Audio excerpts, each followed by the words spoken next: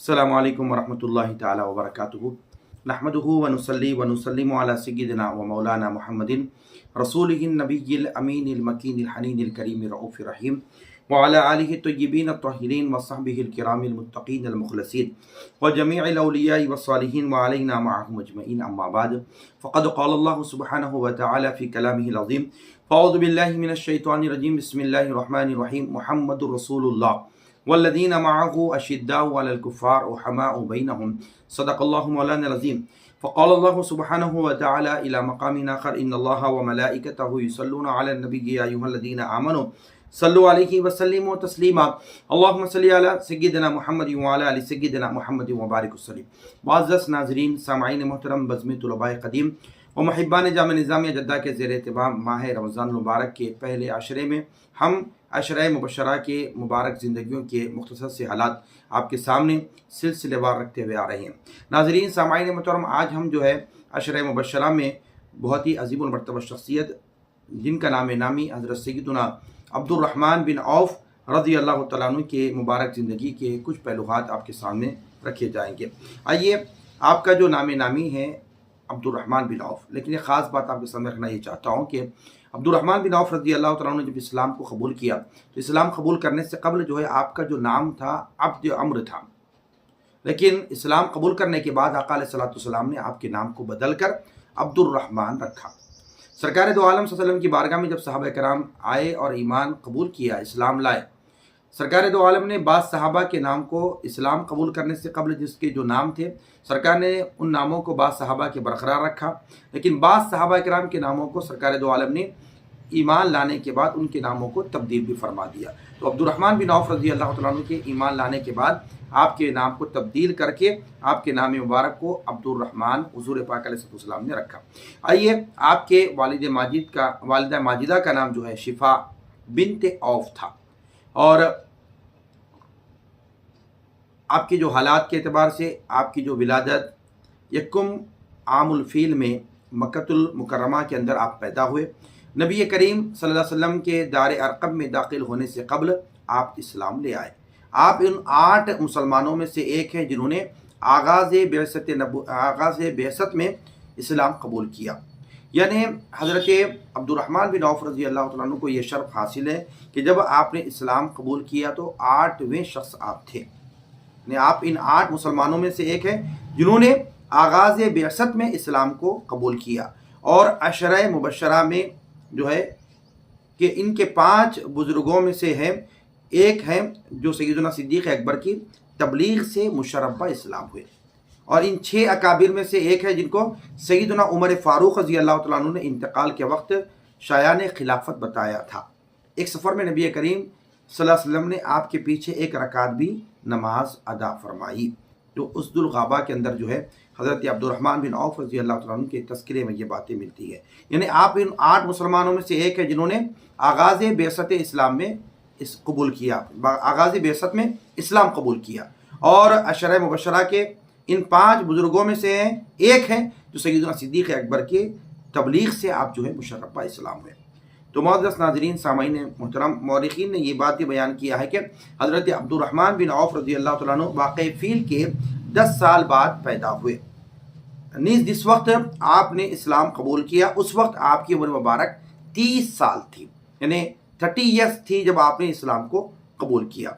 और नाज़रीन, सामईन मोहतरम, हज़रत अब्दुर्रहमान बिन औफ रज़ी अल्लाह तआला अन्हु में 2 हिजरतें फरमाई, यानी एक हबशा की तरफ आपने हिजरत की, दूसरा आपने मदीनतुल मुनव्वरा की तरफ आपने हिजरत फरमाई। ग़ज़वा उहद में आप रज़ी अल्लाह तआला अन्हु ने कई ज़ख्म खाए। ग़ज़वा उहद में आप रज़ी अल्लाह तआला ने कई ज़ख्म खाए। इस जंग में आपके जो है 2 दांत भी जाते रहे, पाँव में भी ज़ख्म आया, जिसकी वजह से आपके पाँव में यानी लंगपन आ चुका था उस वक्त में, यानी पैर में जो है ना लड़खड़ाहट का पन आ चुका था, लंगपन आ चुका था आपके पैर में। तो इस तरह जो है हज़रत अब्दुर्रहमान बिन औफ रज़ी अल्लाह तआला अन्हु की सीरत को अगर पढ़ लिया जाए तो ये बात भी सामने आती है कि आप यकीनन जो है बहुत ही माल व दौलत वाले थे। यानी आप रज़ी अल्लाह तआला अन्हु के पास जो है माल व दौलत की इतनी जो है ना ज़्यादती थी और इतना सोना आपके पास जमा था कि आपके इंतकाल के बाद कुल्हाड़ियों से काट कर जो है آپ کی 4 بیویوں میں جو ہے اس کو تقسیم کیا گیا. یعنی اتنا سونا مال و دولت آپ کے پاس تھی کہ جب آپ کے وصالت کے بعد جو ہے نا کڑھاڑیوں سے سونا کاٹ کر آپ کی 4 بیویوں کے درمیان میں جو ہے اس کو تقسیم کیا گیا. اور ہر ایک کے حصے میں جو ہے 80 ہزار درہم آئے، اور 1000 اونٹ اور 100 گھوڑے اور 300 بکریاں آپ نے چھوڑی تھی. یعنی آپ کا جو ترکہ رہا، یہ ترکے کی بات بتا رہا ہوں. وفات کے متعلق بھی جو ہے نا سیرت کے اندر یہ بات موجود ہے کہ سن وفات میں یعنی اختلاف پایا گیا، اور بعض مورخین نے 32 ہجری کو بیان کیا اور بعض مورخین نے 35 ہجری کو بیان کیا.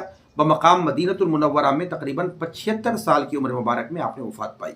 تو عبد الرحمن بن عوف رضی اللہ تعالیٰ عنہ 30 سال کی عمر میں آپ نے اسلام قبول کیا تھا اور 75 سال کی عمر میں آپ کی وفات ہوئی. انتقال کے وقت آپ نے وصیت فرمائی کہ اصحاب بدر میں سے جو زندہ ہوں ان میں سے ہر ایک کو 400 دینار دے دیے جائیں. چنانچہ ایسے ہی 100 اصحاب نکلے، 50,000 درہم عام غرباء و مساکین کو اور 1,000 گھوڑے فی سبیل اللہ دینے کی آپ نے وصیت فرمائی. سبحان اللہ. حضرت عبد الرحمن بن عوف رضی اللہ تعالیٰ عنہ کے پاس اتنا مال تھا کہ آپ نے بوقت وفات جو ہے نا یعنی وہ جو اصحاب جو جنگ میں اصحاب بدر میں جو اصحاب بدر تھے ان کے درمیان جو ہے آپ نے مال کو تقریباً جو ہے تقسیم فرمانے کی وصیت کی تھی.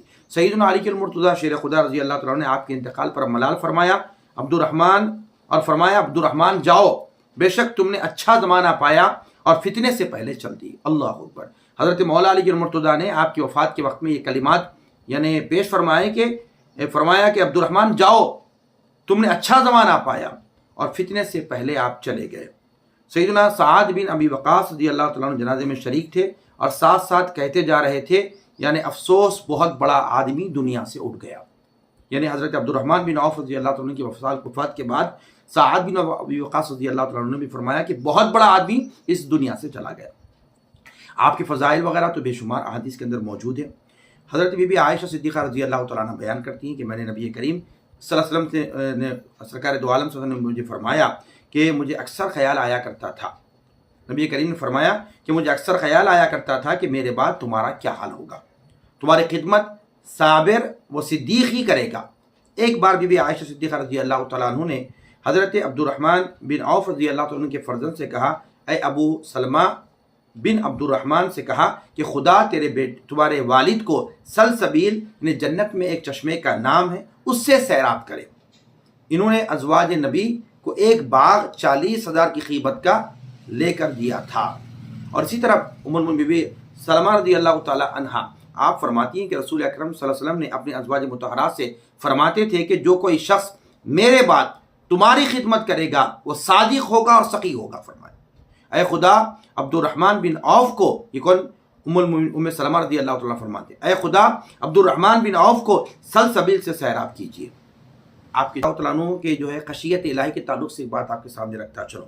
نوفل بن عیاض حضری کا قول ہے کہ عبد الرحمن بن عوف رضی اللہ تعالیٰ عنہ ہمارے ہم مجلس اور بہترین جو ہے نا جلیس تھے. ایک دن ہم نے ان کے یہاں گئے تو انہوں نے غسل کیا، پھر ہمارے پاس کھانے کا ایک برتن جس میں روٹی اور گوشت تھا لے آئے. ہم کھانے کے لیے بیٹھے تو عبد الرحمن بن عوف رضی اللہ تعالیٰ عنہ رو پڑے. ہم نے رونے کا سبب دریافت کیا تو کہا رسول اکرم صلی اللہ علیہ وسلم نے وصال تک نان بھی سیر ہو کر نہیں کھائی اور نہ ہی حضور اکرم صلی اللہ علیہ وسلم کی اہل بیت نے یعنی پیٹ بھر کے روٹی تک آقا علیہ السلام نے تناول نہیں فرمایا. ہم نہیں سمجھتے کہ آیا کہ ہماری یہ حالت ہمارے لیے بہتر ہے. یعنی حضور اکرم صلی اللہ علیہ وسلم کی زندگی کو دیکھتے تھے، جب آپ کے سامنے روٹی اور گوشت آیا تو فرماتے کہ آقا علیہ السلام نے کبھی سیر ہو کر پیٹ بھر کے روٹی نہیں کھائی، نہ ہی حضور پاک علیہ السلام کی اہل بیت نے کھایا. یعنی اتنی خشیت تھی کہ آج ہمارے پاس یہ روٹی تو موجود ہے، گوشت ہمارے پاس ہے، لیکن آقا علیہ السلام نے کبھی پیٹ بھر تناول نہیں فرمایا. اور آپ کی دعا کے تعلق سے بھی روایت میں بات موجود ہے کہ ابو الحیاج کا بیان ہے کہ میں نے ایک صاحب کو دیکھا بیت اللہ شریف کا طواف کر رہے ہیں اور زبان سے کہہ رہے ہیں کہ کہتے الہی مجھے نفس کے بخل سے بچا. تو میں نے دیکھا کہ آخر یہ شخص کون ہے جو صحن کعبہ میں ہے، طواف کرتے ہوئے یہ دعا کرتے روتے ہوئے جا رہے ہیں. تو قریب جا کر دیکھا تو میں نے دیکھا کہ وہ ایسی دعا کر کے رونے والے کوئی اور نہیں، حضرت عبد الرحمن بن عوف رضی اللہ تعالیٰ عنہ تھے. مرویات کے تعلق سے آپ کے جو احادیث مرویات ہیں، بہت سے صحابہ اور تابعین نے احادیث روایت کی. آپ سے جو ہے نا روایتیں کی ہیں، کئی بہت سے صحابہ کرام نے حضرت عبد الرحمن بن عوف سے بھی روایتیں کی ہیں کہ آپ سے کئی احادیث بھی مروی ہیں۔ تو معزز ناظرین، سامعین محترم، یہ بات آپ کے سامنے رکھنا چاہتا ہوں کہ عبد الرحمن بن عوف رضی اللہ تعالیٰ عنہ وہ حضور پاک علیہ الصلوۃ والسلام کے جلیل القدر اصحاب میں آپ کا شمار ہوتا ہے، السابقون الاولون میں آپ کا شمار ہوتا ہے، عشر مبشرہ میں آپ کا شمار ہوتا ہے۔ تو یہ چند آپ کے جو ہے مختصر سے حالات زندگی میں نے آپ کے سامنے رکھا۔ اللہ رب العالمین کی بارگاہ میں دست دعا ہوں، پروردگار عالم ہم سب کو میرے مولا حضور اکرم صلی اللہ علیہ وسلم کے جمیع صحابہ کرام کا ادب کرنے والا بنا، ان کی تعلیمات کو پڑھنے، سننے، سمجھنے اور عمل کرنے کی توفیق عطا فرما۔ وما علینا الا البلاغ، وآخر دعوانا ان الحمد للہ۔